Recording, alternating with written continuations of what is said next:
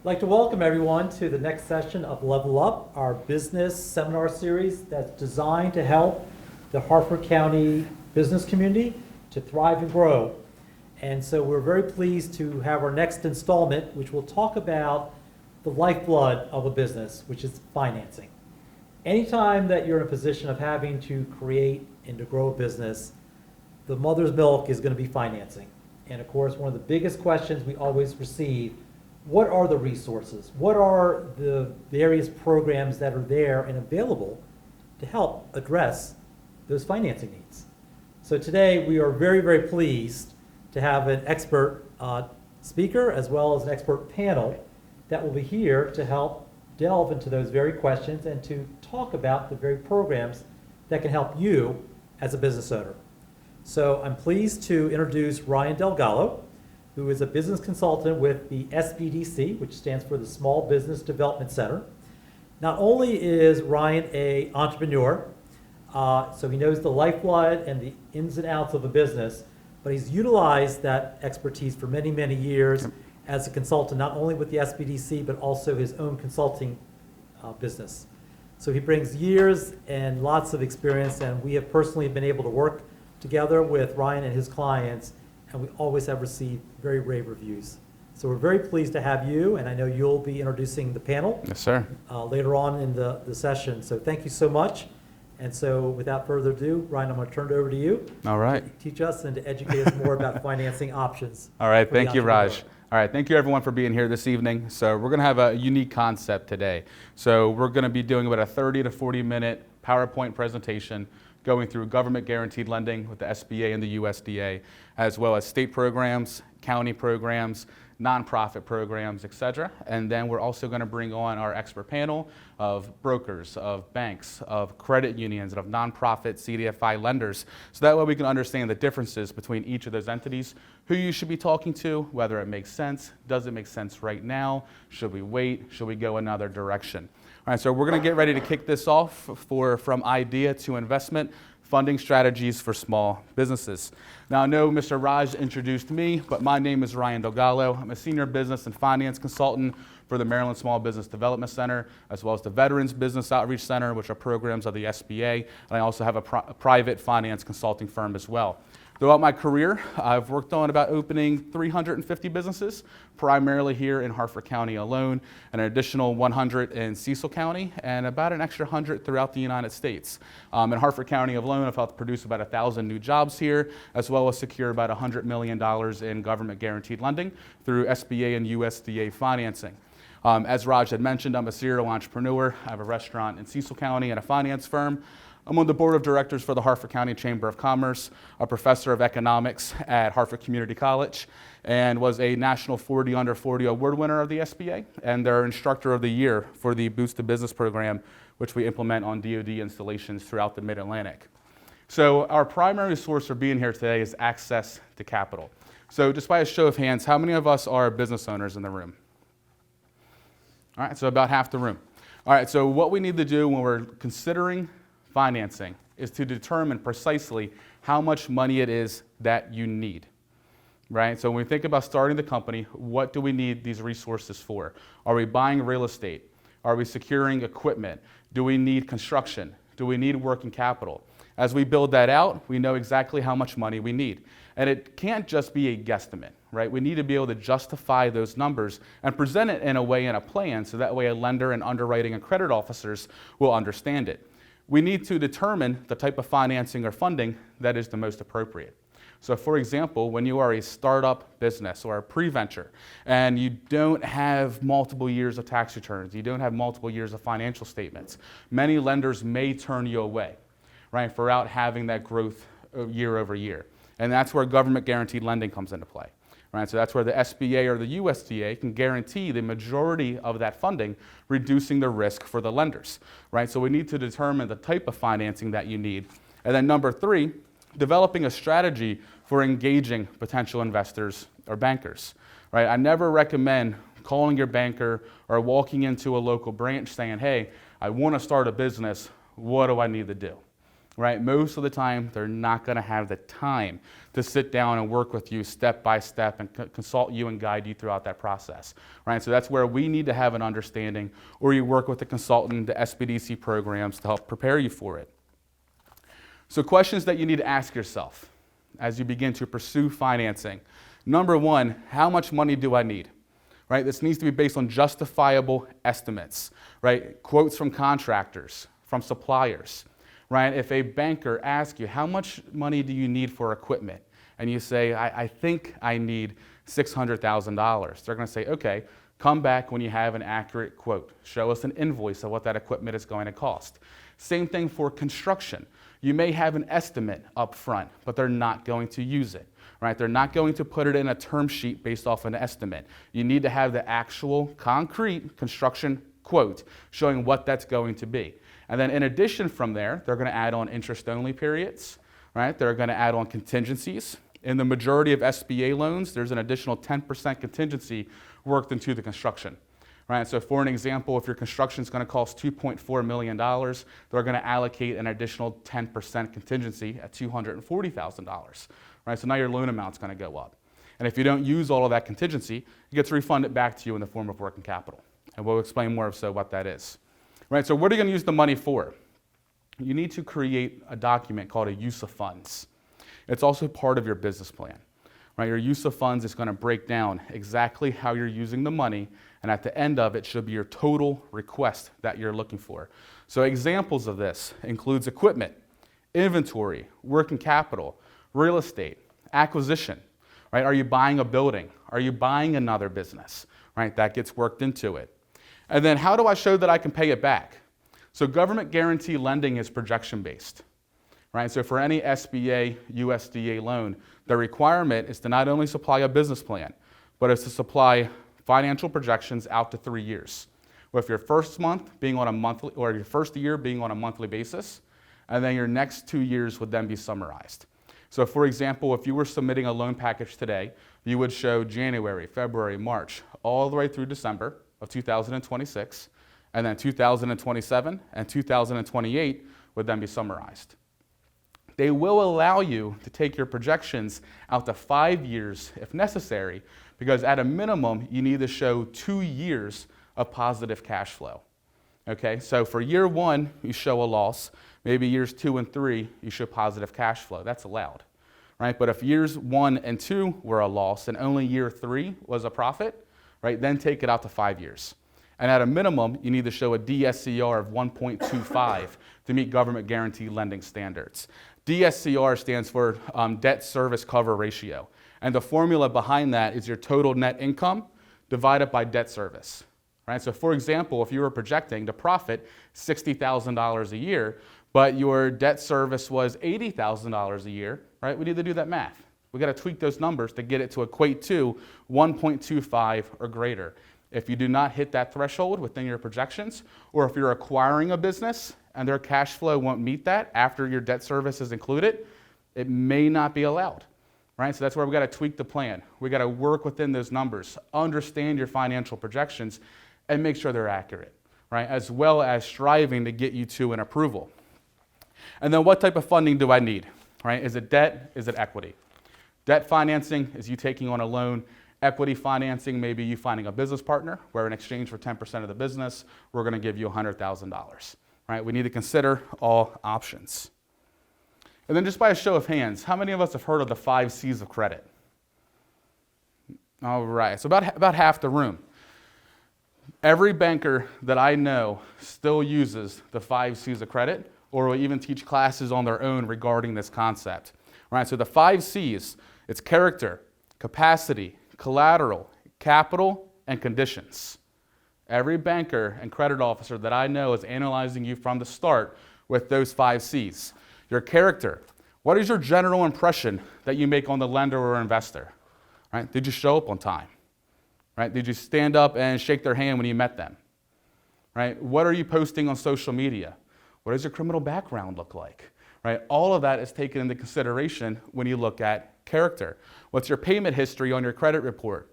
Your experiences, your educational background, references, employee experience, right? They're also going to ask for a resume. as part of your loan package, and they're looking to see that. Right? Also, one thing that I want to mention on this too is that some of the banks that I've worked with over the years, if you have a master's in business, they may equate that to 10 years of entrepreneurship experience. Now, with someone that has a business and someone that has an MBA, I don't know if I would totally agree with that, right? But some banks will consider your professional degree holders with being general entrepreneurial and business experience. And then we have our capacity. What's the cash flow of the business? Your timing of repayment, your probability of repayment, right? Is this industry doing well or is this industry declining? And then contingent on sources of repayment. So most banks are going to analyze what's called global cash flow, right? So they're not only looking at the business that you're starting, but they're looking at your personal financials as well, right? This also comes really in handy when construction is involved, right? Many banks that I know are getting away from construction involved in the financing because some general contractors may be coming in after the fact and say, hey, here's a $200,000 change order.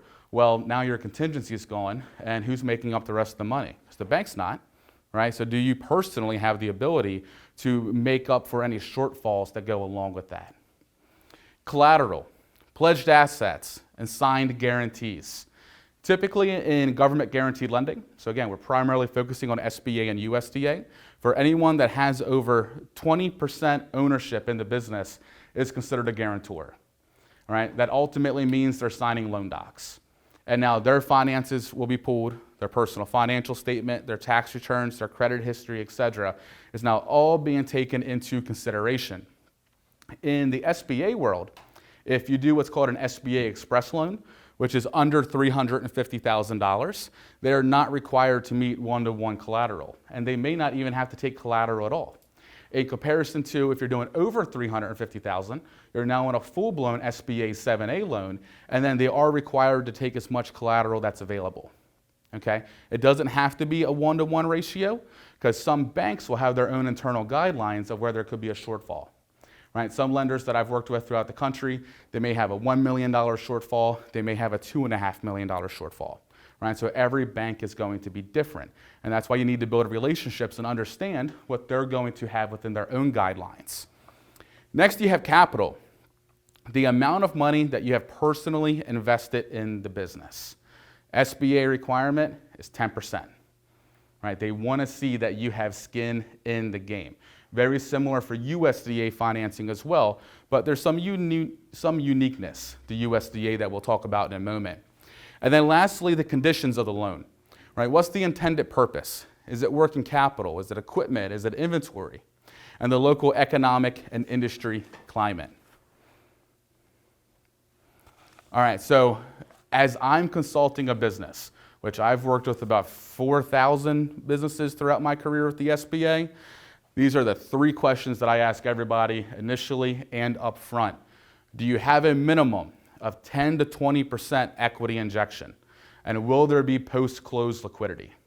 So what that means is if you are seeking a $200,000 loan and you have on your personal financial statement that you have $22,000 in cash, and you say, okay, I have 10% down, but now you're only left with $2,000 to your name. Right? What happens if there's a hiccup in the business? What happens if something goes over and there's an overage? Now you have to make up for it. $2,000 isn't getting you very far today. All right, so we have to think, after we make our 10% down payment, do we have post-close liquidity? Do you have a minimum of a 680 credit score? All right, this is SBA requirement. USDA will actually go a little bit lower for you.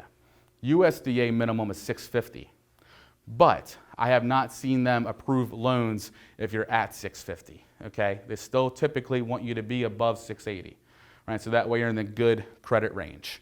And then lastly, do you have industry experience, right? Specifically in the industry itself, in business, in management, or some sort of formal education, a certificate of sense. They want to make sure that you're the right person to be running this business. And the way I describe it to my clients is imagine you're going on a job interview anytime you talk to a lender or an investor. And when you hand over your business plan, it's equivalent to handing over your resume. And why are you the right person to wear the title of CEO for this type of business? right? Does your resume, does your background, does your business plan, right? Does it fit? Is it justifiable? Are you the right person? All right, so personal funds. This is where a lot of people kind of get steered away from pursuing financing for their business, right? Because maybe they don't have the necessary equity or capital injection required to pursue that type of loan. All right, so where can you get it from? And where should you explore getting capital money from? Or maybe where should you avoid pulling it from? All right, so the most common option is cash and savings, right? What do you have in the bank? What's readily available? What's liquid cash? Can you use that to cover the 10% down payment and still have a decent amount left over? Next up is home equity. This is allowable if you can afford the debt payment. Right? So for an example, if you have $500,000 of equity in your home and that's what you're able to tap into, I'm going to make up a number here, and let's say that's a $2,000 a month repayment on a HELOC. Well, can you afford that personally? Well, the business cash flow enough to pay you to also afford the payment back on that HELOC. So yes, you can tap into those. That is allowed, but remember earlier we talked about global cash flow, right? We have to be able to afford that new payment and cash flow it. Friends and family, you are allowed to use gifted funds in government guaranteed lending, right? It's kind of a misconception. People will often say, no, you can't use gifted funds. Well, and here you can, right? I'm working with a small business now in Bel Air. They needed about an extra $30,000, and they were able to get that from a family member, right? It has to be accompanied with a gift letter, right? Stating that this does not need to be repaid, right? It is a gift, not a loan. Credit cards are kind of the devil, right? They'll get you. All right, so you can sometimes be able to count money that you have spent already in your business towards the down payment on the loan, right? So let's say, for an example, you paid $200 to file your LLC with the state and you put it on a credit card, right? If you can show that you paid that card off, that $200 may then be allowed to be counted as equity injection. Ideally, the best way to do that is to talk to your lender up front, have a full package put together and say, hey, this is where I'm going to start spending my money on. Have that section allocated on the term sheet for your loan, right? So for an example, I was working on a deal this morning where we have a client that's about to spend $75,000 on an architect, right? That's 75 grand. But they wanted to be able to have that counted as down payment or equity injection on the loan. We had to go back and rework the term sheet, add in soft cost as $75,000. So now when they can show the receipt that they made that $75,000 payment, they're showing that it's being directly contributed to what loan funds would be. So now it's going to count as part of their down payment, right? So there's strategic ways that you can start to set this up, but it takes time. You need to talk to the right people to make sure you're doing it correctly. Stock portfolios. They will allow you to cash out stocks if that's where you're getting your money from, right? Maybe it's stocks, maybe it's crypto, maybe it's ETFs. You can use that, but take into consideration any penalties and taxes, right, that may be due if you withdraw those funds. And then lastly, retirement accounts. You can use your retirement account if you want to. I personally don't recommend it because retirement accounts cannot be collateralized in government guaranteed lending. And as we know, anytime we start a business, we grow a business, it's a gamble. And statistically, it may not be in your favor. And those that I have seen fail in business often fail to plan, right? So if we're taking the right steps, you're talking to the right people, you're planning this out correctly and accordingly, right? Maybe you'll succeed. But don't gamble your retirement if you don't have to. But if you insist on doing so, there is a program called ROBS, which is Rollover for Business Start. That's where you would want to work with a tax professional that specializes in ROBS, and you can roll over retirement money to count as down payment on government guaranteed lending and not face all the taxes and financial implications of doing so. Right? So it is a strategic way to do it. Again, just my personal opinion, not that of the SBA or the SBDC. I wouldn't do it. All right, so loan packaging. What's needed? What do you have to put together? And in some situations, this could be a lot more complex than what I have up here, all right? But for most people, this will get the job done. So if you're a startup, you need to do a personal financial statement. The SBA has a form that you can download online and you can fill out that PFS. The USDA, since it's another federal agency, will accept the SBA PFS. Right? This is where you outline your personal information, you outline your assets, your liabilities, and then we can calculate your net worth. When you go beyond that, you can list out any properties that you own in your personal name. If they're in an LLC, it's not personal. Okay? Only properties listed in your personal name. They'll ask you what you bought it for, how much left is owed on it, what is that property valued at today.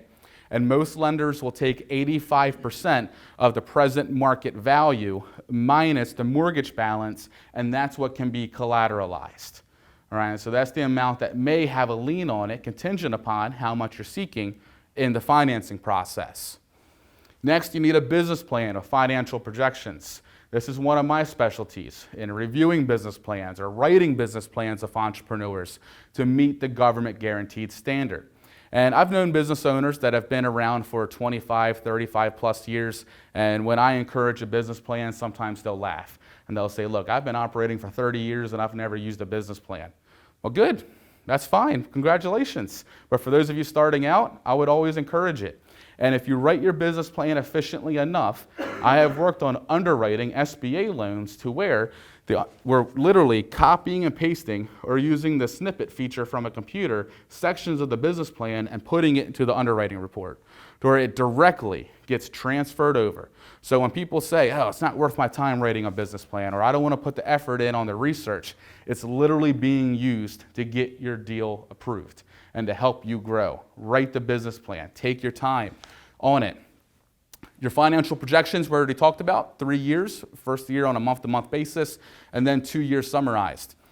Next, we need 3 years of personal tax returns, right? So in today's day, you would need 2022 through 2024 tax returns. If 24 tax returns are still on extension, or if you haven't filed them yet, we just need a notice of extension, okay? And then they'll be able to accept it. Your credit snapshot. What I mean by this is, just by a show of hands, how many of us have heard of the app Credit Karma? Right? Most of us have heard of Credit Karma.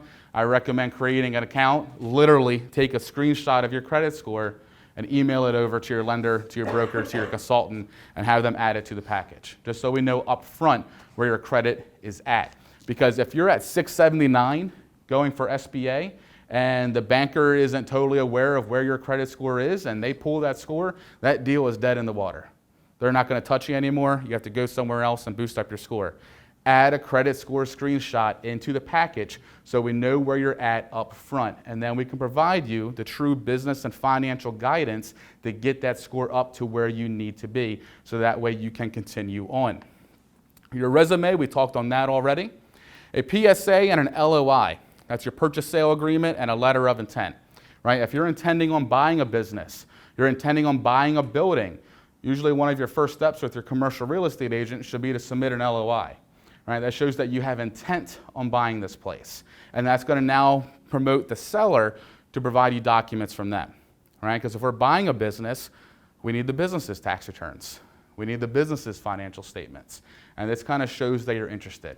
And if all checks out, you get approved for the loan, you can then sign a purchase sale agreement, usually still with the contingency that we get approved for our financing, okay? Work with a lawyer, work with a commercial real estate agent. I don't recommend drafting these yourselves, right? You want the right protections in place. And then any other supporting documents.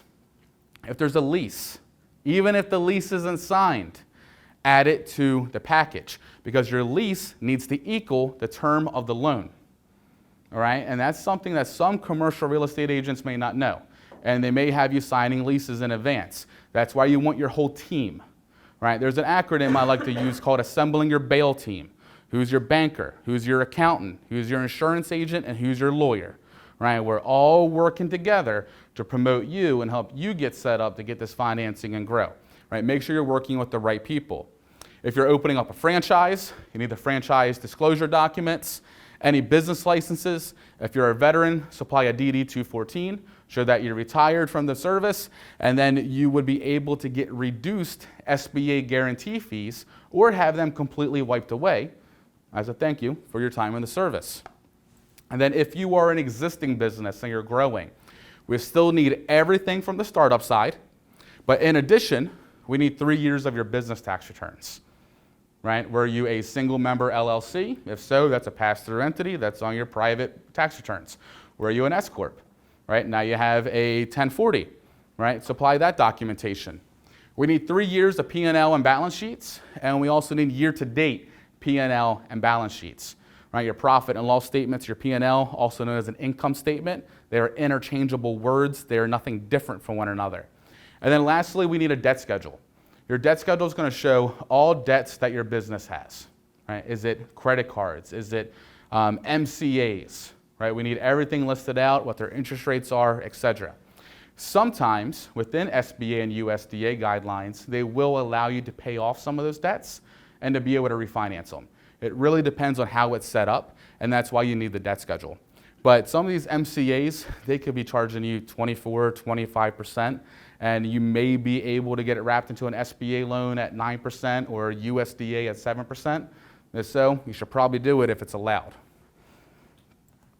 And now we're going to go into highlights of the program. All right, so the primary loan program of the SBA is the 7A. It's the 7 Alpha. It's used for startups, those launching new businesses, business acquisitions. This is probably taking up the majority of my day nowadays. We have older millennials, younger Gen X's buying baby boomer businesses. Acquisitions is a hot topic. Working capital, equipment purchases, real estate purchases or renovations, partner buyouts or refinancing existing debt. If you look up SBA programs, you'll probably also see one called the 504. That's available for long-term assets as well. Many lenders will do it. Probably equal amount of lenders won't do 504 now. It's kind of harder to place, but just about everything you can get out of the SBA 504, you can also do within the 7A program. And then we have the USDA B&I. This is a unique program, I apologize, that is actually available in all of Harford County now. Okay, so up until about 8 weeks ago, I would say only about 60% of the county was allowed under USDA B&I. And then they updated the calendar. All of Harford is now considered a rural county to the USDA, which means it's all eligible. USDA B&I is unique. On an annual basis, there's probably only about 400 of those loans that get done. That does not mean that it's not popular. There's just a lack of skill set throughout the nation of people that know how to do them. Thankfully, I have experience in working with the federal government and the various agencies. I know USDA inside and out as well. So it's available for startups in eligible rural areas, rural business acquisitions and expansions, real estate and facility purchases, equipment and machinery, working capital, partner buyouts and refinancing. And the overall goal, though, their primary purpose is job creation and retention and economic development in rural communities. So one of the first things I recommend doing on a business plan for the USDA B&I program is how many jobs will this create, how many jobs will this retain, and then how many jobs will be impacted by this business. That is what they are looking for. Put that up front within that business plan. So both programs finance startups, acquisitions, and expansions, helping entrepreneurs grow businesses with government-backed support. So financing terms. The rate type, fixed or variable. I'm seeing most SBA loans today being about 2.75% above prime. Prime rate today is 7%. Okay, USDA is based off of Treasury bills. I'll talk about that in a moment. You get a more competitive interest rate. Loan terms.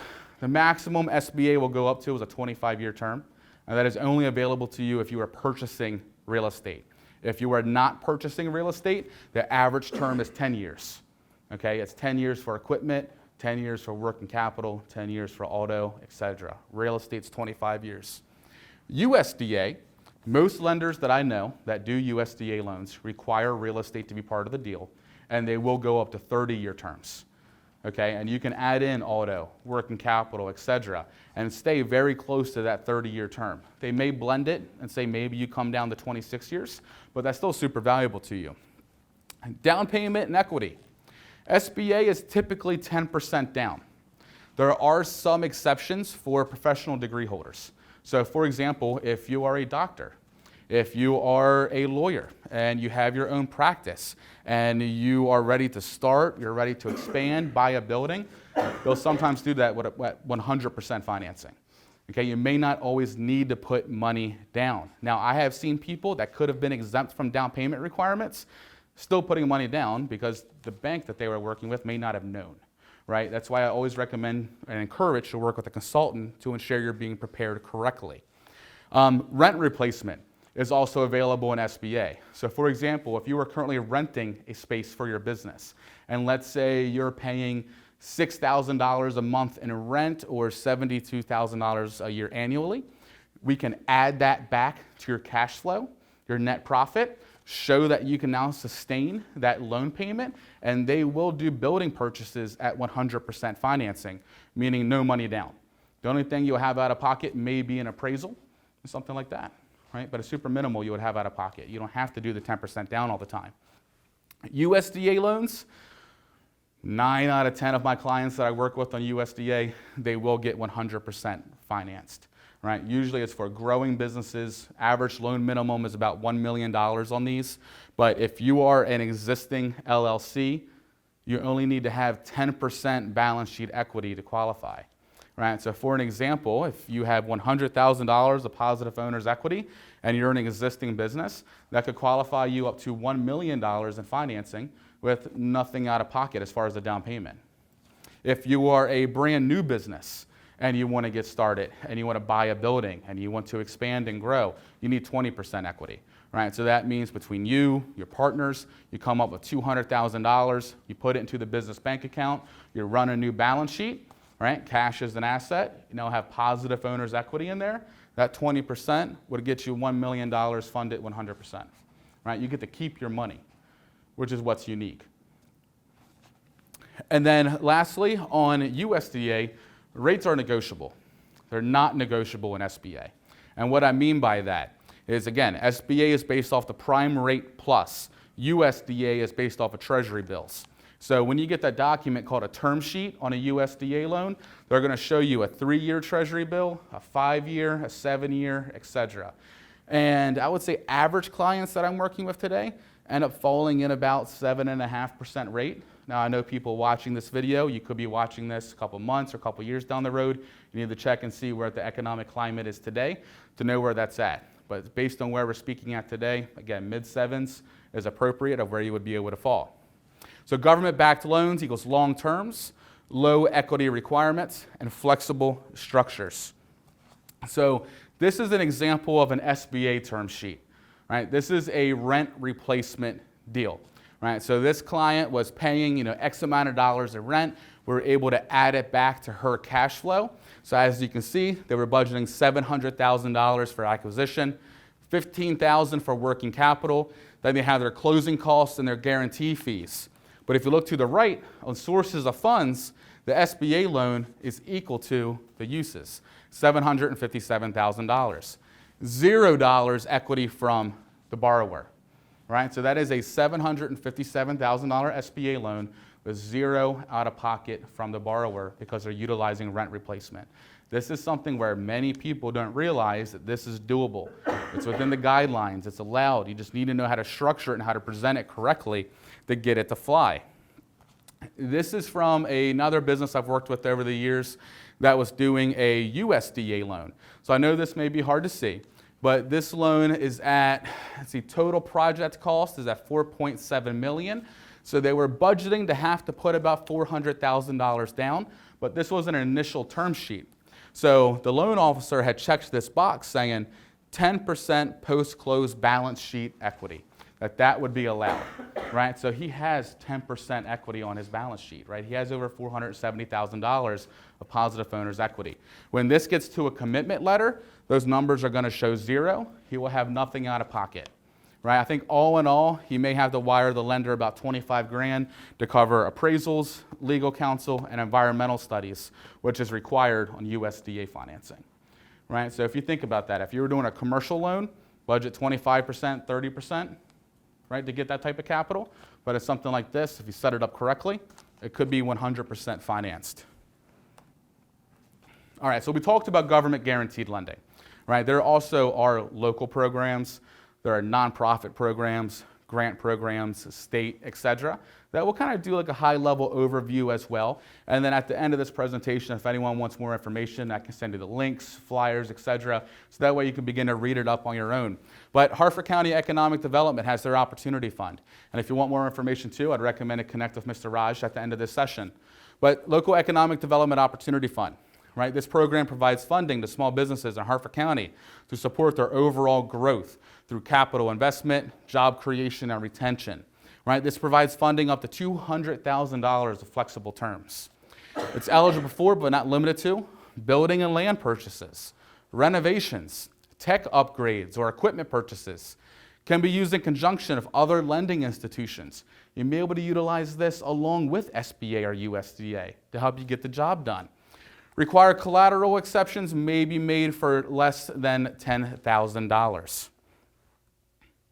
You know, local programs is something to always consider. I was actually on a phone call earlier, on my way here actually, from a client that I have up in New Hampshire that was able to get a $500,000 loan from their local economic development, be completely subordinated on standby to the SBA. So now they were able to eliminate their construction budget from their loan. So when they added in that $500,000, it's saving them an additional $250,000 in construction cost. Because again, banks are adding in that contingency, interest-only periods, upfront fees for construction. You can start to limit that off if you start to tap into programs and pull them all together. Just make sure you're in communication with one another. Next up, we have the VLT. This is the Video Lottery Terminal. This is a state-funded program supporting small, minority, and women-owned businesses with affordable loans. It's financed by 1.5% of casino revenues. All right, so remember when Maryland started getting casinos a few years ago?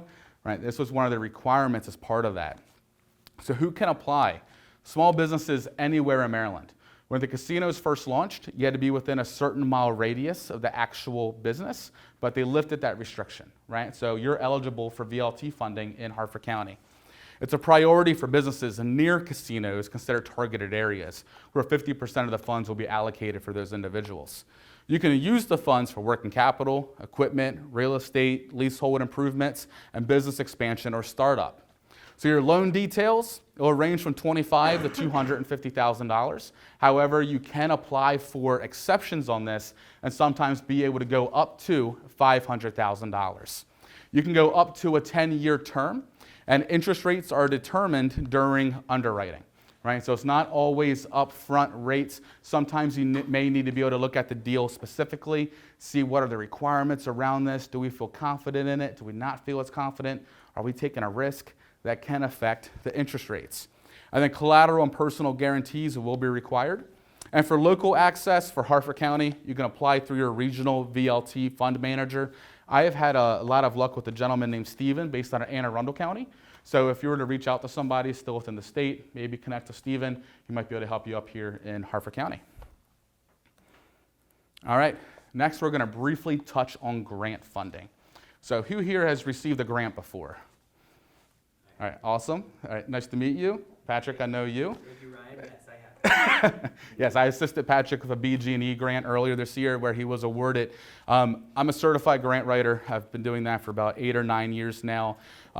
Hello Alice is one of my favorite resources when it comes to finding grants, right? Anyone has access to this website.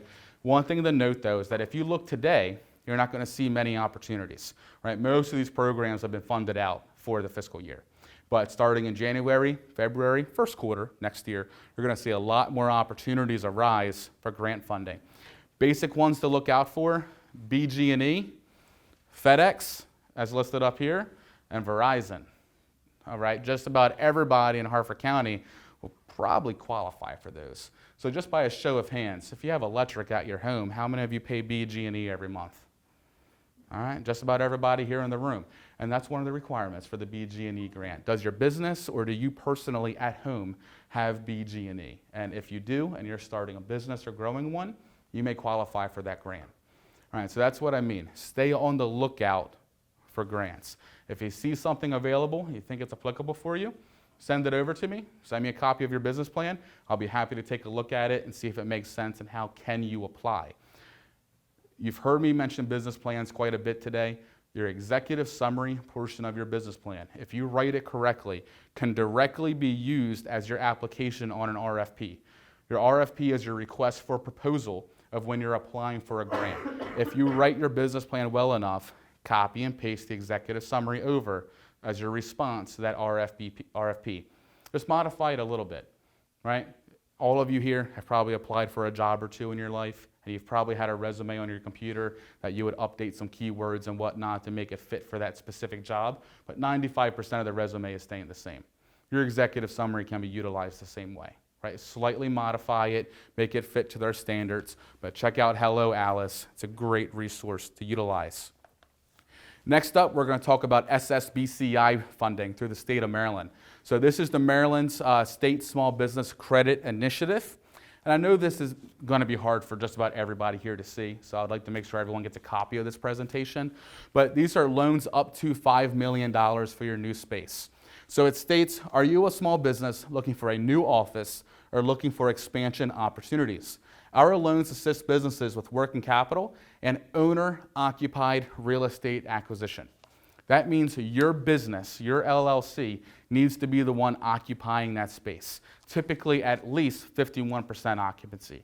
Okay, some programs may require 100% occupancy.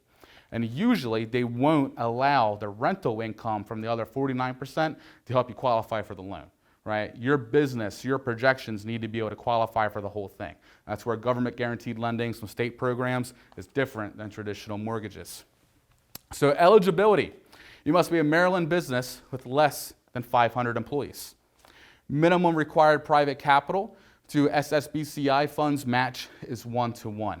So in layman's terms, if you are getting ready to prepare for a $400,000 project, right? Maybe you're getting ready to expand, you want to lease a garage, you want some new equipment, a couple new vehicles, and you have $200,000 of your own money on standby to contribute, SSBCI program will match that $200,000 and lend you the remainder money that you need to meet your $400,000 project budget. Okay, so that's where that program comes into play. It's a 1-to-1 match. You contribute your own capital. The money that you're getting from them is a loan, right? It's not a grant. We still have to pay it back, but it allows you to get some matching funds. Loans can go up to $5 million. And if we kind of jump down here to the bottom, for loans below $500K, in my experience, they may not really want to be involved, right? They may refer you elsewhere. But for ones above $500,000, they want you to apply through them, which is the Department of Housing and Community Development. All right, so that could be a great program to tap into. And like we've talked about, utilize different programs, utilize different funds. Because like for an example, they're not allowed to have more than $5 million out in SBA loans if it's a similar industry. Right? So for example, if you're opening up a business today at $4 million and you want to open up a second location and utilize SBA, but it's going to cost $2 million, well, now you have $6 million in SBA loans out and you won't get approved. Right? So maybe we need to start raising capital or figuring out other avenues for capital, outside of government guaranteed lending, and programs like this really come in handy. Now, that middle section of bullet points, that's going through their prohibited list. That's pretty identical to what you would see in government guaranteed lending. Just as a quick highlight, residential housing. They're not going to give you government money to become a landlord. All right, we see that quite a bit. Hey, Ryan, can I use SBA to buy 10 more Airbnbs in Gatlinburg? No, you can't, right? That's residential real estate. You're becoming a landlord. They don't consider it a business. But you can use it to buy a bed and breakfast or a motel, hotel. Right? You could easily do that. Facilities such as community halls, fire stations, hospitals, colleges, and universities. Pornography, businesses that earn more than half of its annual net revenue from lending activities. Right? So if you are intending to get government money to hand it back out and kind of put it on the street and charge interest, you can't do it. It's prohibited. And lastly, businesses engaged in illegal activities. Right? That one should be a no-brainer. All right. And then with that being said, what we're going to get ready to prepare for, and we will have a quick break as we transition into our panel. But one thing I wanted to do today is a bit unique. But I receive, probably 20, 30 inquiries a day. And one of the hot topics that I get is, hey, Ryan, I'm preparing for lending. Can you help me put together my loan package? But once that's ready, who do I go to? Should I go to a credit union? Should I go to a bank? Should I go to a broker? Should I go to a nonprofit lender? Help me navigate this system, right? So when I was asked to put together this session today, I wanted to cover the highlights of what the government has to offer, but then also bring in our local experts that I tap into a lot in our community, right? So we'll take a quick break. We'll prepare their microphones, because again, this is being recorded, and then I'll make some introductions and we'll bring up our panel. All right, but thank you for the first part. All right, so welcome to the second part of our session, From Idea to Investment.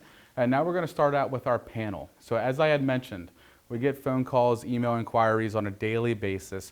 Who do I need to talk to when it comes to figuring out the financing for my small business? All right, so I'm super grateful that we have Ms. Kelly Pugh, Mr. Fred Militello, Mr. Ulrich Donowa, and Mr. Bill Sorensen. So I'm going to start out with some quick introductions so that way you know who we're hearing from today.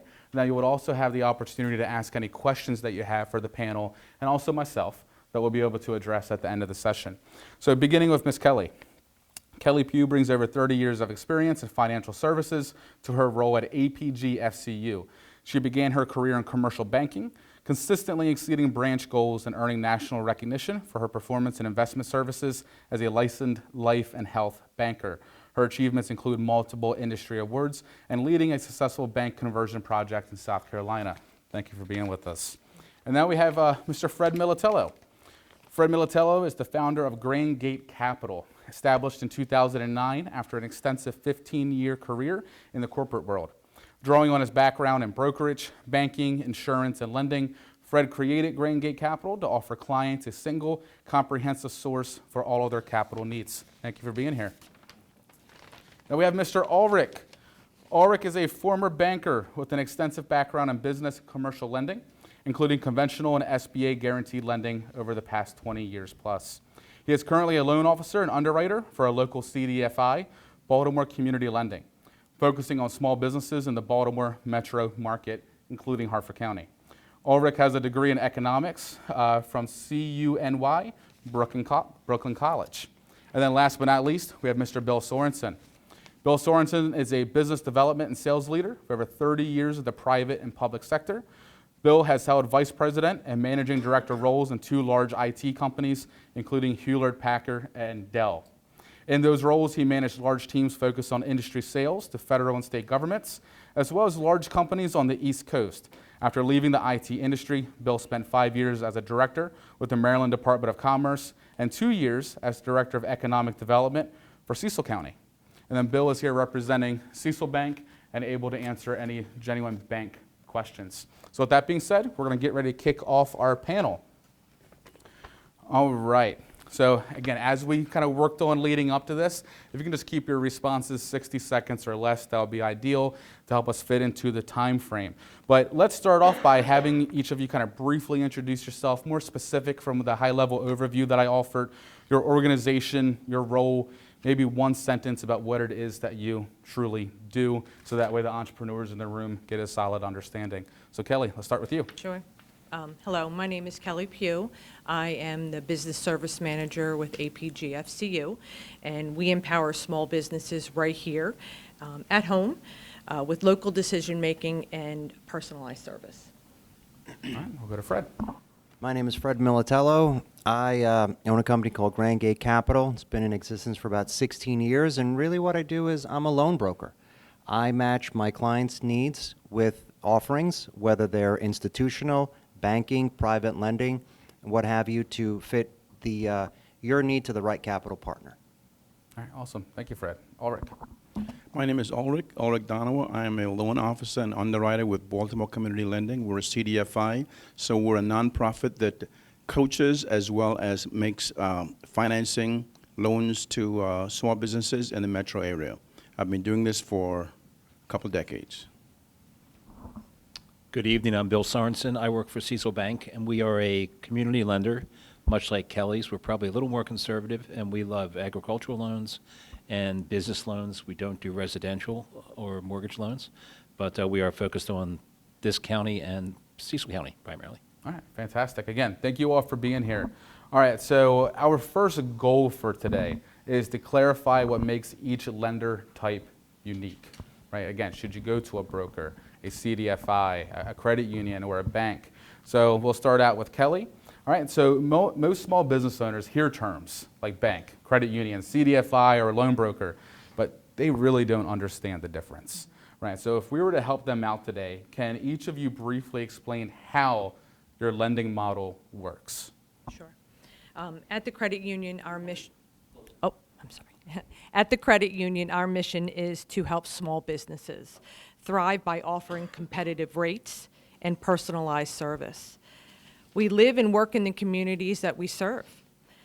So partnering with our members to turn dreams into reality builds a lasting legacy. In my opinion, credit unions are more community-driven. All right, thank you. And the same question, Fred. You know, I started Grangate for one primary purpose, lending redefined. And really what that means is there is a lot of confusion in lending, especially if it's your first time trying to get a bank loan, a mortgage, a business loan. You don't know where to turn, you hear so many things, and there's really nobody there to guide you.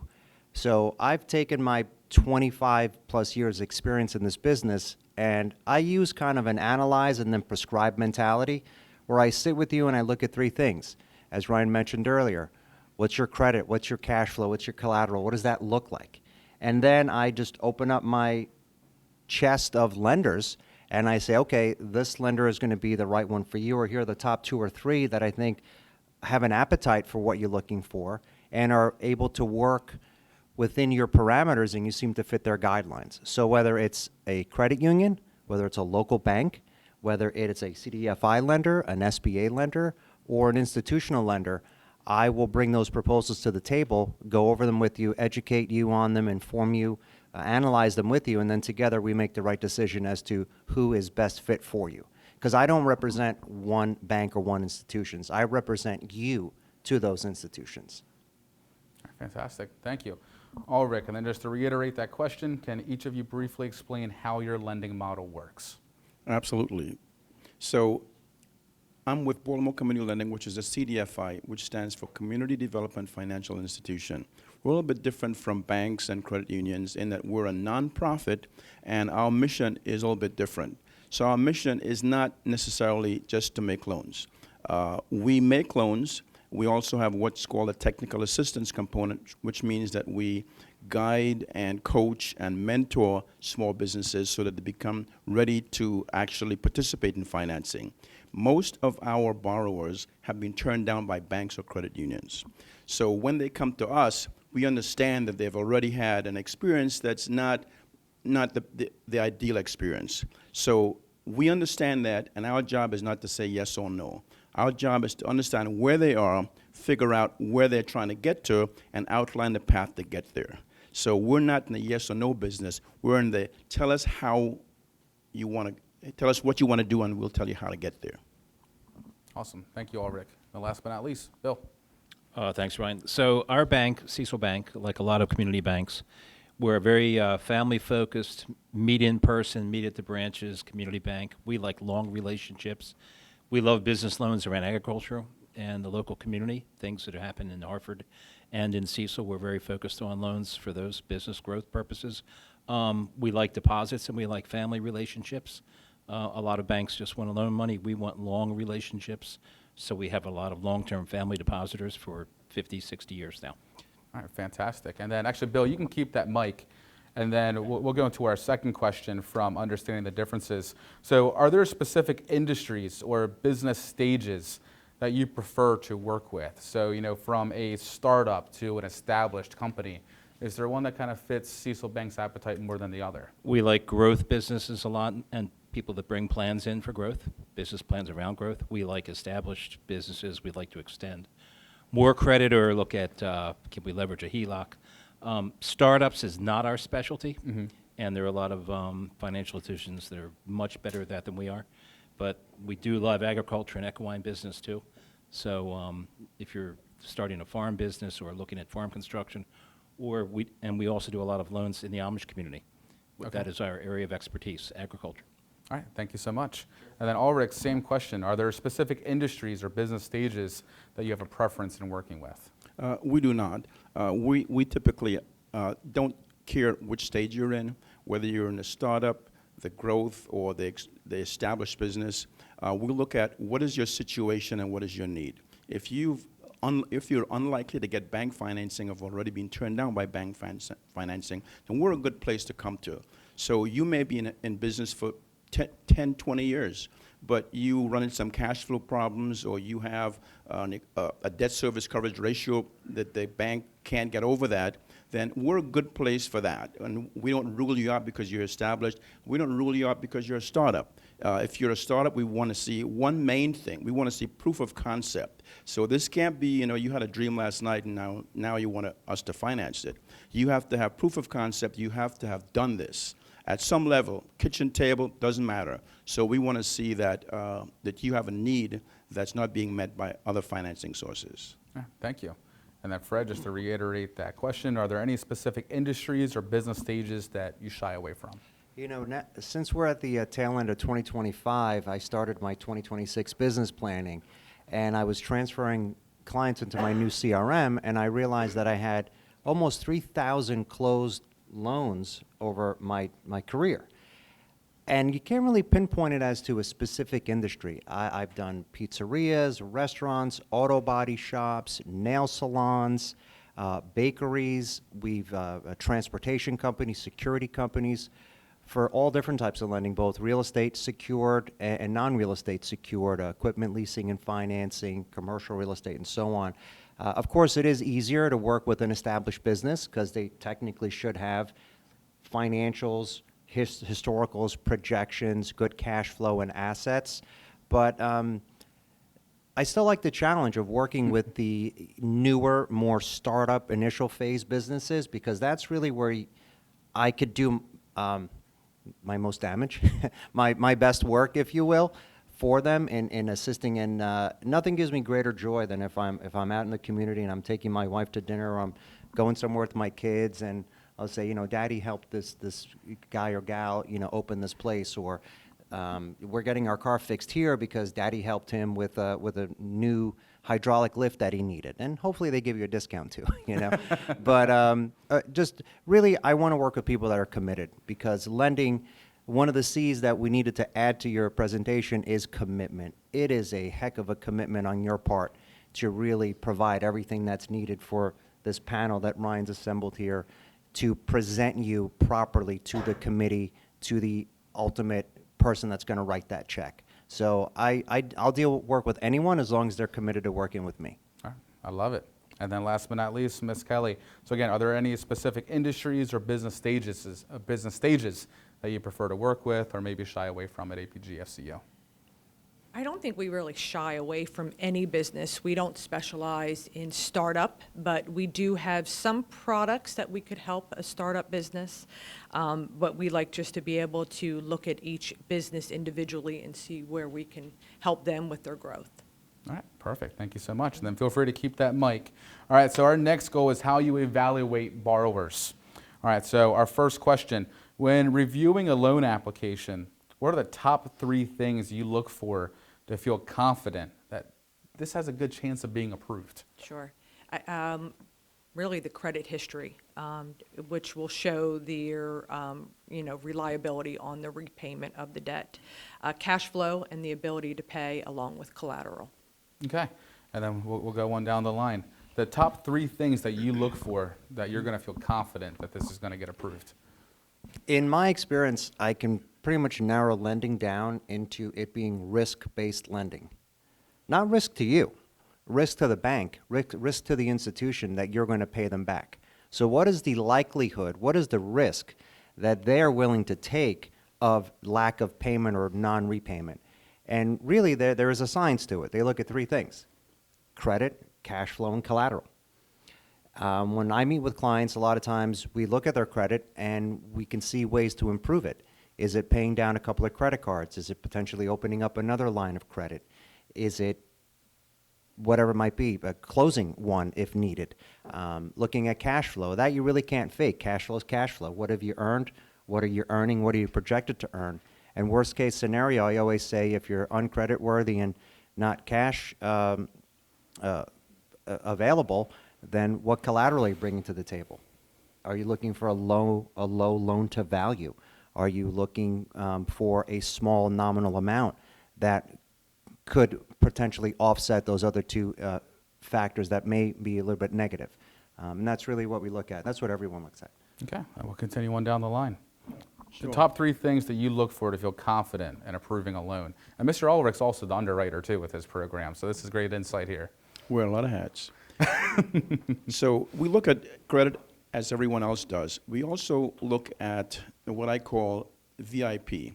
So that person must bring to the table vision, integrity, and passion. As the underwriter, if you're not fired up, I'm not fired up. So I'm looking for those 3 things. I'm also looking for a complete package. Sometimes someone comes in, they're all excited, they're referred by, someone that you respect, and they give you half the package and then ask you if there's anything else you need. So that tells me a lot right there. If you're ready to move ahead, you should take the time and the effort to fill out whatever the checklist is of items required. That tells the underwriter, the loan officer, a lot about your passion and your integrity in terms of following the process. So we look heavily at that. We also look at one other thing. We look at the story. The story must make sense. The story must hang together. We're story guys. We're lending on the story. We're lending, and I didn't say this earlier, but we're lending on projections. We are collecting historical data, but we're lending on the next 2 years of projected revenue, and our thinking is that you're not going to pay us back with last year's revenue. You're going to pay us back with next year's revenue.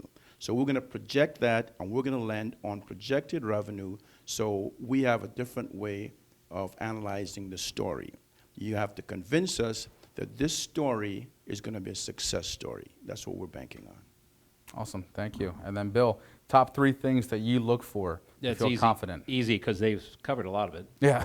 Almost all of it. I'm going to say one of them is the 5 C's, period. That's an absolute must. You talked about this earlier in your presentation. We meet with everybody in person, and most of our meetings are in person. I like to see somebody crisp and there to present and has the story articulated. They've rehearsed it. And then I can't emphasize enough, just like Ulrich said, take the time to bring the package in. And I put some things together to tell you what everybody's going to look for. But at the end of the day, I always tell folks, when you bring all that package in and hand that over, that's when we start collecting information. Yeah. That's never enough. So have that ready and be ready for a lot more is usually the way it goes. I love that. And one thing I want to add into that, so again, I've working on about 250 million in loans this year alone, okay? And when I'm preparing a client to submit a package to a bank, we want to make sure that it's ready to go, right? Because if you have 20% of it complete, and then you're handing that over to a banker asking for 300,000, but that banker is now putting 30 million of loans on standby to work on your 300 grand, right? They may not take it as serious or put it in the forefront of their pipeline. But when you can come in prepared, you've worked with a finance consultant, you have that business plan written, you have the projections, you have your personal financial statement completed correctly, your financial statements put together and say, hey, I need 300 grand, half the legwork's done, right? They're going to be able to pick that up and run with it and maybe get you an approval within a week, right? So that's the value of having this done correctly.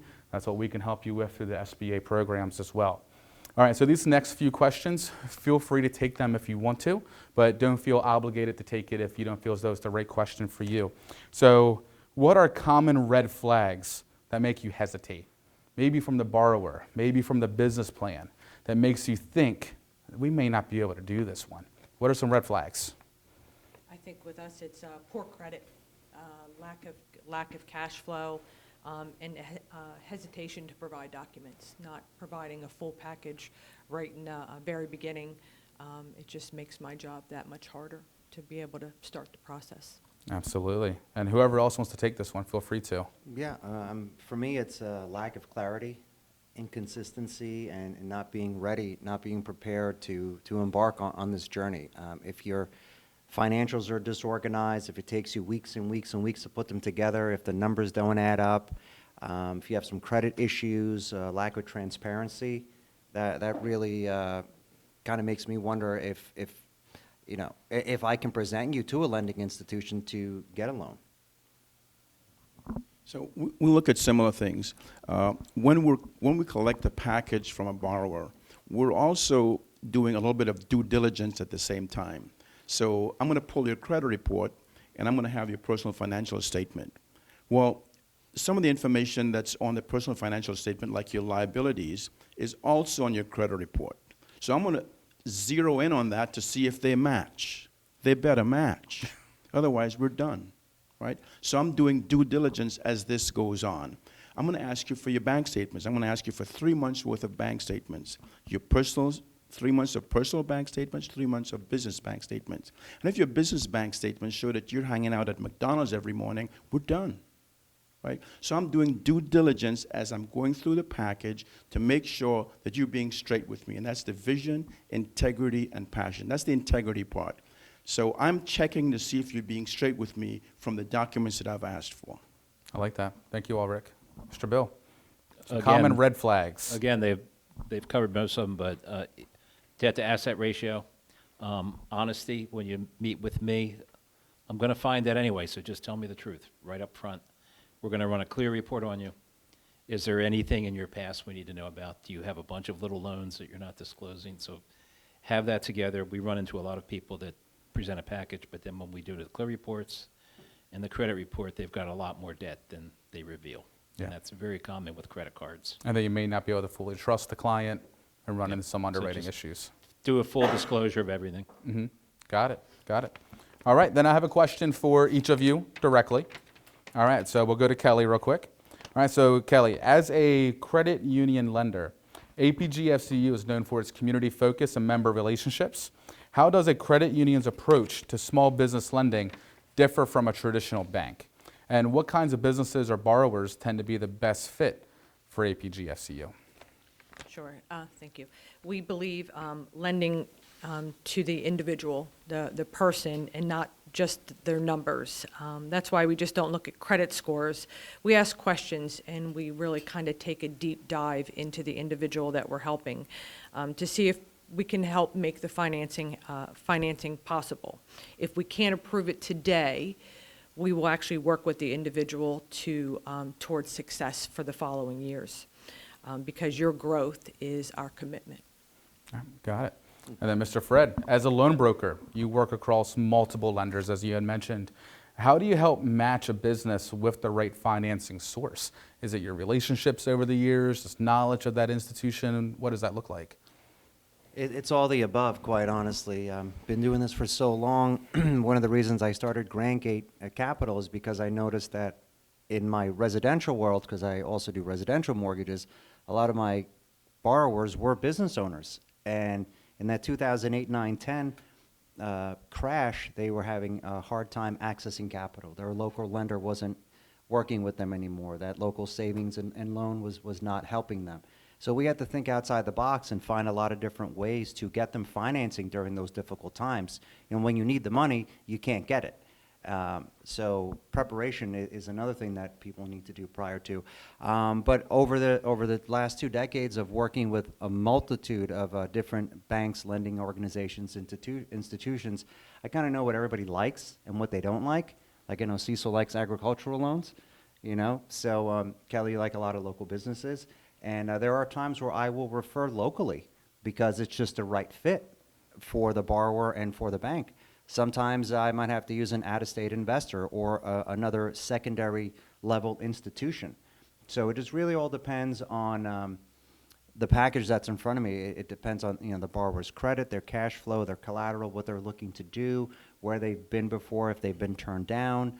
Kind of go down that road with them a little bit and find out who it is. But at this point in the game, I have enough of a gut instinct of who's going to take what. And that's how we work together with the borrowers. Got it. Thank you, Fred. All right, Ulrich. So as a CDFI, you often work with businesses that may have been turned down elsewhere. What exactly makes your program more flexible and more unique for those that may have been denied? Sure. Great question. Several things actually on that, Ryan. So one of the things that we look at is we look at the credit.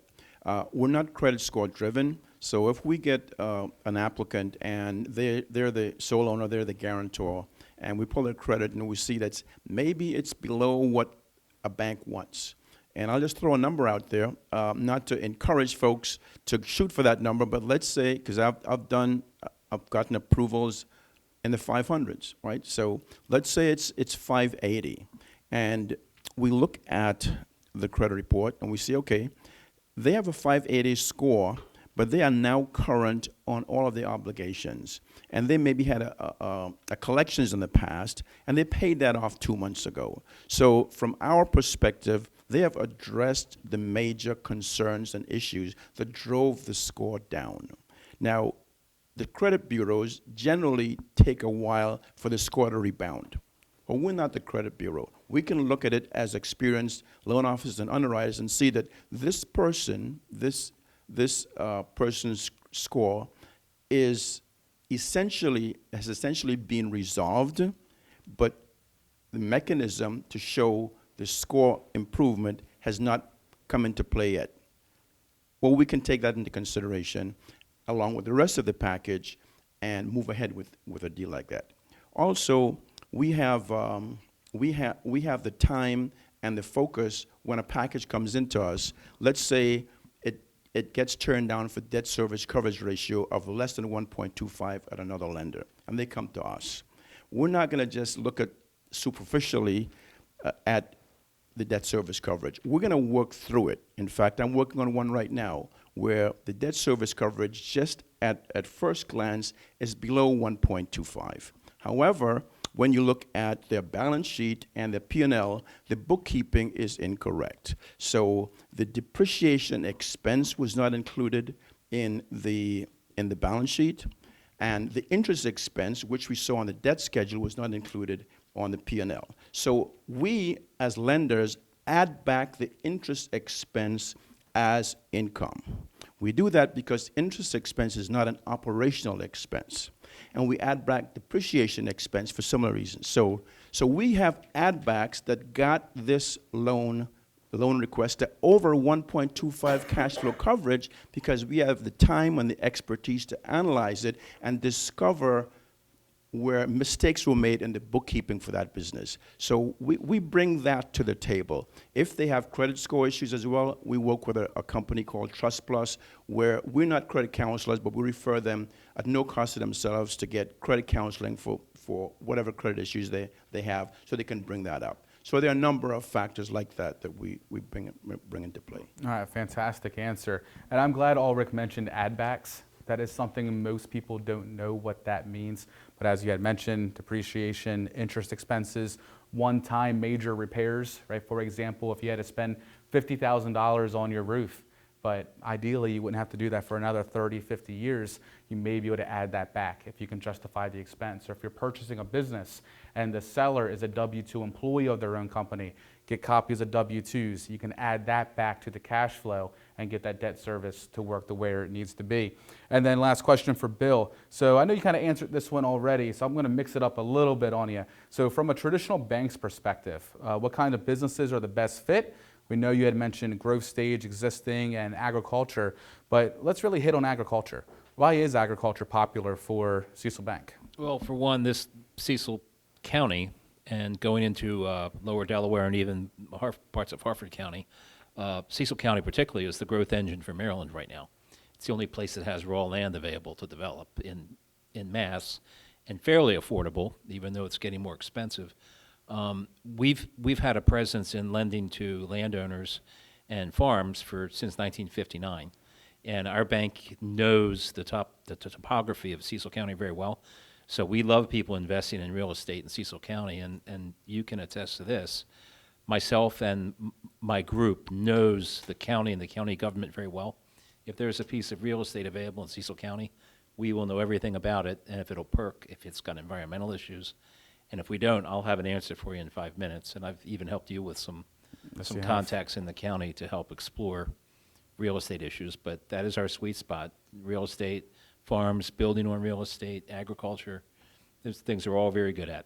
Yeah, and that is very true. I own a restaurant in Cecil County, and Bill has been a huge help on that end. All right, so we're going to move through some of these questions and really go down to the end here so that way we have time for Q&A and stay on track of our time. So Bill, feel free to keep the mic.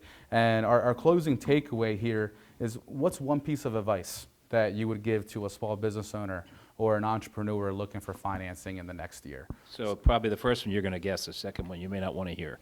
First one is, I can't encourage enough to have a flawless, very detailed business plan and executive summary. And then, if need be, I would have in my pocket another guarantor or a co-signer if there are challenges. And have a conversation with somebody who's a partner, or could be a partner, or a family member, that if you need to have that extra set of assets, that you've prepped somebody for it. It's important, and if you need that, prepare them to have to turn in a package too. But I can't emphasize enough how often I've had to recommend somebody have another guarantor or a co-signer. Yeah, that's a great piece of advice. I had the conversation twice today, actually, of where a collateral shortfall or income shortfall was too much for the bank's guidelines. Hey, find somebody else that has decent income or assets to collateralize this with us. All right, and then Mr. Ulrich, what would be your final piece of advice for a small business owner or entrepreneur seeking financing next year? Ryan, one of the things that we don't have any minimum collateral requirements on our small business loans up to $150,000. So what we're looking for is revenue, passion, and these things. So in the coming year, I would encourage borrowers to have more than one stream of revenue. You know, we have a lot of borrowers come to us and they have one thing that they do. And there's nothing wrong with doing something really, really well. But things change in the economy, things change in the world, and if you are relying on one thing to happen, and that thing only, that's very risky for us. It's like a job, right? Yeah, yeah. So we encourage business owners to have multiple streams of income, and sometimes to have a part-time side gig, so that they're not 100% dependent on this if things were to go sideways. Excellent. I love it. Thank you. Fred, same question. One piece of advice you to give to a small business owner or entrepreneur seeking financing in the next year? You know, a few years ago, I was presenting to a group of commercial realtors, and I was doing a top 10 list, top 10 things borrowers should do prior to purchasing a property. And I asked the question to the room, I said, what's number one? You know, 9 out of 10 of them said, find a commercial realtor. I'm like, that's number 7 on the list. Okay, it's number 7. I'm not going to bore you with 1 through 6, but prepare. Pre-approval. That's really what it comes down to. What Ryan shared with you guys and gals tonight is an immense, invaluable resource. There are resources here. Utilize his consulting. Hey, I own I love tacos. I want to open up a taco store. Sit with you for an hour.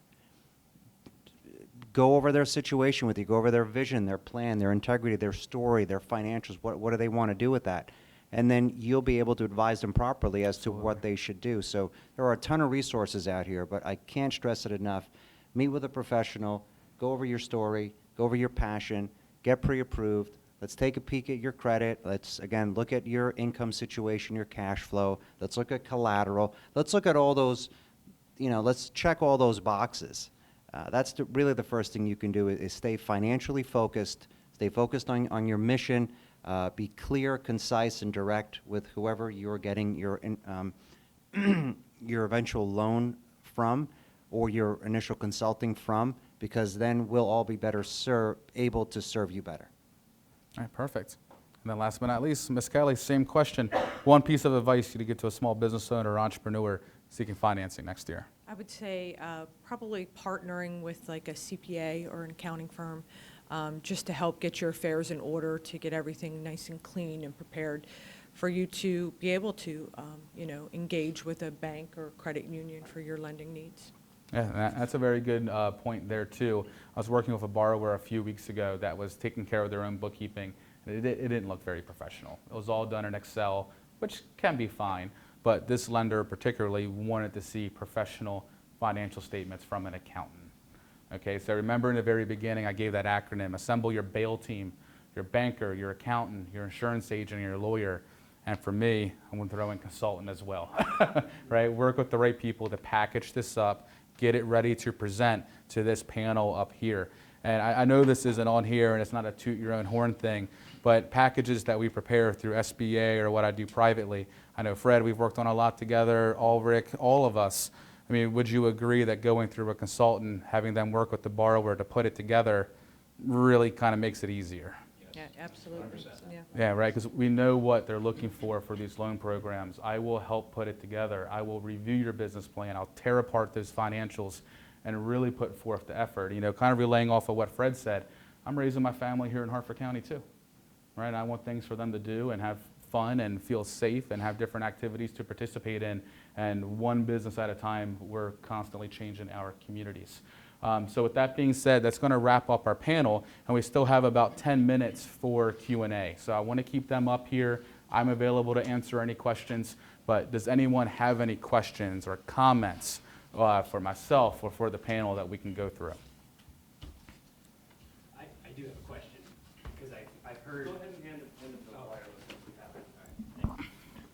Appreciate it, thank you. Yes, sir. I do have a question, because I've heard multiple answers to this particular question, but business credit, is that a real thing? Is that a myth, or is there a reason to really focus on growing business credit, you know, putting things in your company name and paying them off and that sort of thing? Sorry. I can solve it. So real quick answer on that. We do not pull business credit. We only pull the owners of 20% or more, their personal credit. So that may be useful for some other lending scenario. It is not of any value at Baltimore Community Lending. And I will add in as well, I only work on SBA and USDA financing. I've never had anyone ask about business credit in the last 12 years of doing it. It always falls back on the personal credit of 20% or more owners that are guarantors, because at the end of the day, if your business defaults, they're looking back at you to personally repay it. So therefore, they're looking at your credit score as that guarantor. It probably has the most value when you sell the business, the things that are aligned to it. Yep. All right, any other questions from the audience? Oh, there's got to be another question. Good question. Good evening. Thanks for everybody being here. I wanted to ask about the SBA versus the lending and brokerage stuff that you do. Is there a hierarchy? Do you qualify the loan package and say, oh, this is an SBA, you should head that way? Or does APG say, no, we'll keep it internal because it's a good-looking package? Or how do you make those determinations about SBA? Got it. Kelly, you want to address that first? I think it really, it's a, you know, a case-by-case scenario, really, when interviewing the business owner for what they're looking for financing, trying to see how many years of financials they actually can provide to us, and to see if it fits, you know, our lending module. I lean on Ryan from time to time when I know that we can't get it done with the credit union. I just never like to lead with an absolute no to the business member. So I always like to give options, and sometimes I do have to lean on the SBA because we don't currently offer SBA through the credit union. So it's nice to have resources. Yeah, and I would add in there, typically if you're a startup, assume that you're going to need a government guaranteed loan. I'm not speaking on behalf of every lender that's here, but often many banks locally are also looking for 2 years in business with year-over-year growth on their financials. And then I get the question, well, hey, Ryan, why can't I get a loan from here? How am I supposed to get started if I can't get the financing? Hence, that's where the government guaranteed lending program comes into play. Ideally, we would work with what's called a PLP lender, which is a preferred lending partner of the SBA, meaning that we can get internal bank approvals, you can get commitment letters, and you could even potentially close during a government shutdown because they can pull their own loan numbers from E-Tran. So that would then, they usually guarantee about 75, 85% of the loan. So therefore it mitigates the bank's risk, allowing them to be more likely to fund you as a startup. If you're a growth stage company or your cash flow is great, the bank may want to lend it directly, without that guarantee. But most oftentimes, I'm working with businesses that are growth, they're startups, they're looking for a government guarantee. Any other questions? I saw Raj's hand in the back, and then we'll jump to Mr. Andrew.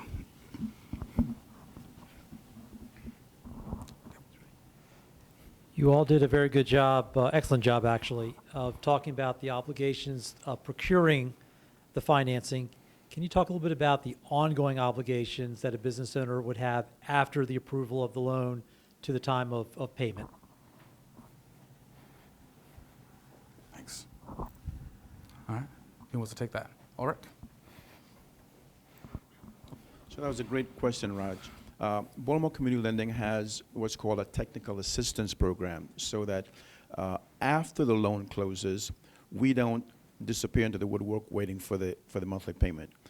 We are waiting for the monthly payment, but we're also there for the borrower. In the first year, we meet with them quarterly.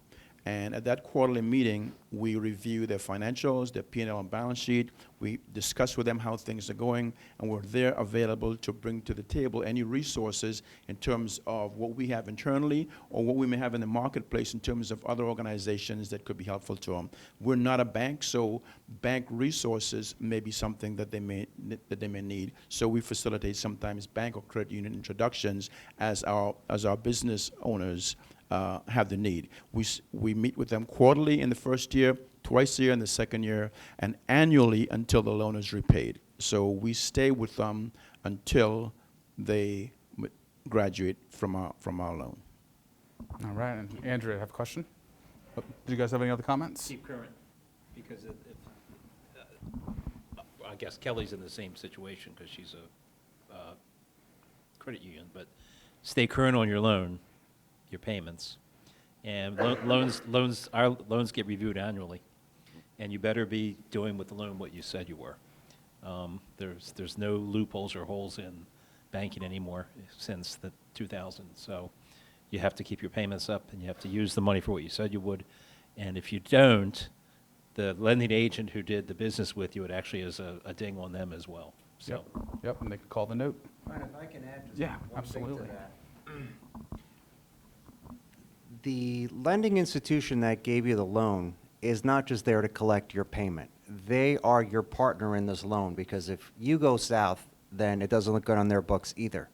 So obviously stay current on your payment, but if you have new ideas, new avenues of expansion, maybe the flip side of that is you're starting to run into some hard times, maybe during COVID or during the non-seasonality of your business. Call your banker immediately, say, hey, here's my situation, this is what we're looking to do. 9 times out of 10, they're going to be more willing to work with you and help you out at the onset of that than later on when you say, hey, it's me, I've missed my last 3 payments. Like, yeah, we know who you are, and now we want you out, as opposed to let's help keep you in. And financials, every year, the bank could request your financial statements so to continue to be in good standing. Awesome, great points, and that is very true. The bank wants to support you. I've even seen them during SBA loans drop people down to interest-only payments to help them get through some tougher times, because they don't want you to default. They don't want to take your house if you pledge it as collateral. That's the last thing they want. They don't want to deal with it. So they'd rather work with you up front while you still can and correct that process. Andrew?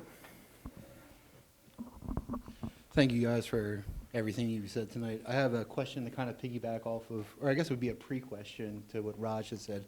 Not necessarily for when you go from closing to getting your loan, but from when the idea actually comes along for someone like a startup. So say, for instance, I went and I met with you, Ryan, as a consultant, and I sat for an hour and we talked and wanted to see where we're going to go with this business idea that I have.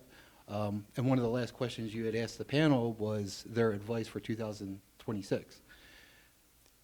What would the process be, or not necessarily the process, but the time frame of from our first meeting to getting to the end of that, where I can see that, like, you guys kind of all do different kind of brokering or loans, or loan products, I should say. But when we were looking at the beginning, there was tons of information that you need to provide in the package. For someone that just wants to do a startup, they don't necessarily know what a personal financial statement looks like, or you know, a lot of those documents that are on there. So how long would that process be for someone to, you know, I understand it would probably be how quick they want to be with the process, but on average, what would you think it would take someone to assemble all those documents, get into underwriting, and then get the loan closed? Is that possible in 2026, or would they be looking at 2027 for a startup? Yeah, great question. So I can speak real quick on behalf of SBA loan programs. I would say the average SBA loan takes about 90 days. First 30 days is consultations, document collection, getting it together, and then about a week to a week and a half to get a term sheet, 3 to 4 weeks to underwrite, so that's your next 30 days, and then about next 30 days is really closing. On an SBA loan, once you get your commitment letter and you have your closing checklist, you would complete that checklist, which can be a little bit rigorous, but if you're organized and you're ready to go, you can prepare most of it up front. Actually, I know James, I'm glad you attended. James is an insurance agent that's actually closed several of my SBA loans with me, and you've seen that checklist. You've been involved in it, and usually that last part takes about 30 days as well. So 30 days to prep the client and submit the package, 30 days term sheet and underwrite, 30 days for closing. USDA often takes a little bit longer. I would say on average that's about 120 days. Expect about 2 months to underwrite it. There is more back and forth, more stipulations that USDA requires. But again, you have some benefits out of that to take that extra timeline. But that's my side of it. Anything different for the panel? Feel free. Accurate from what I've, yeah.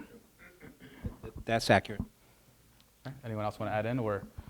Yeah, generally, we can have a package closed and funded within 30 days, as long as we have everything that we need. So that's really the jump-off point, having a complete package. As far as the startup component, we don't fund complete startups in the sense that you have not generated any revenue. So you may have to go do a beta test, get someone somewhere to buy your product and show us in writing that someone wants your product. That's our jump-off point. There is a demand for whatever it is that you're doing. And then from that point, collecting the paper 30 days from when we have everything. Yeah, the process from beginning to end is about 90-ish days, but what's really going to impact that, Andrew, is those 5 C's. You know, do you have a credit issue that you need 3 months to pay off? I had a client that just decided not to tell me that they were separated. How about this? They were beyond separated. They were about to sign divorce papers, and he needed to pay alimony. I think the underwriter would want to take that into account. Another guy had been fired from his prior employer.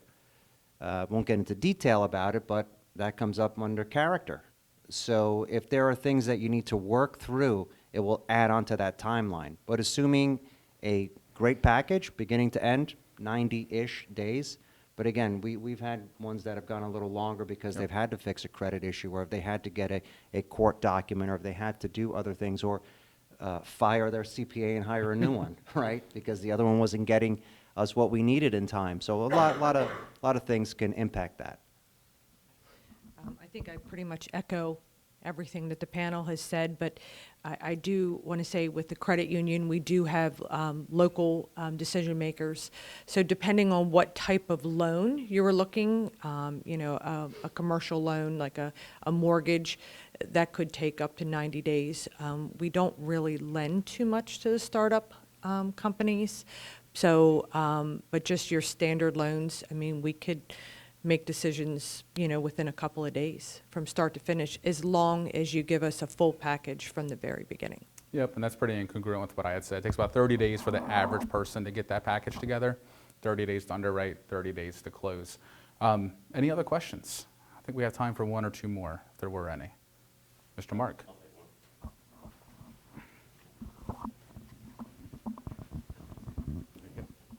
Thanks. So all 4 of the panelists have kind of touched on this in one capacity or another, but kind of investing in the person as well, not just in the package. But Bill, you had actually kind of made a comment earlier that I was interested in, and that's, you're looking for somebody kind of polished and rehearsed when they're presenting that package. I'm kind of curious, what do you mean by that? Answer the questions about everything you hand over, which we have people coming without business plans. We're getting yelled at. We need the mic. We love seeing a business plan, and we like seeing anybody who comes with their ideas documented, like you've done. And at the end of the day, can also walk us through all the documents if we have questions. We've had people come in and give a partial package, no business plan, and it doesn't give you a lot to work with, and you're not comfortable handing that to an underwriter. When we have all the documents, and I put together a list of what my bank would look for, and like everybody else here. If you have that together and you work with someone like Ryan, usually we're going to have a great conversation. And one thing I'll add in too, and feel free to share if it's different in your banks, but a lot of the lending institutions that I've worked with, remember your banker may have went to school for finance, right? They didn't go to school for your industry, for your industry, for your industry. So there's a lack of industry knowledge from the person you're communicating with. And one thing that's often not shared is that the banker, after they work with you and they review the package, they need to go present on your behalf to their credit officers to figure out whether or not this is going to get an internal bank approval. And think about the way you're presenting to them, that business plan you're giving. Are they prepared well enough to communicate on your behalf and pitch your business? And if you're not doing a very good job at presenting it yourself, you cannot rely upon someone to go present it for you. And I have seen deals die during that presentation because the banker didn't fully understand what you were doing. And you didn't portray it well enough, right? I look at that as falling on the borrower, not the banker. So we need to make sure that they are comfortable with you, your business model, your industry, be able to answer questions on target market, because those are things they're going to ask. And they put together that summary and present it on behalf of you. All right, so hopefully that answers your question, Mark. Ulrich, yeah. Just to add to that, that was a great comment, Ryan. So as one of the underwriters as well, I, in a sense, pummel the borrower because, as Ryan said, I'm going to be presenting to the loan committee. And so I am the borrower to that loan committee. And I have to get into that borrower's head and understand the deal. And I am going to ask a zillion questions until I have the deal in the palm of my hands.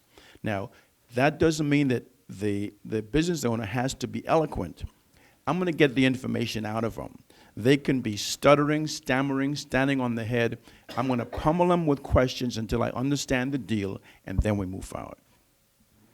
Awesome. Thank you. Thank you. Great question, Mark. One other thing you mentioned earlier that we haven't really touched upon is when you're putting your business plan together, if it's going to involve a family member, a gift of funds, a grant, maybe some of the special programs, really dive into those and see what you're eligible for, eligible industries, eligible geographic areas, and so on when it comes to that. Because let's not forget that the grant portion can be part of the loan package because you may not have the liquidity. You had asked earlier, why would you recommend an SBA loan? Well, I break it down into mortgage and loan. A mortgage to me is something that's backed by commercial real estate. A loan is something that's backed by you, your business, your projections. So 9 times out of 10, if it doesn't have real estate, obviously I'll go an SBA route.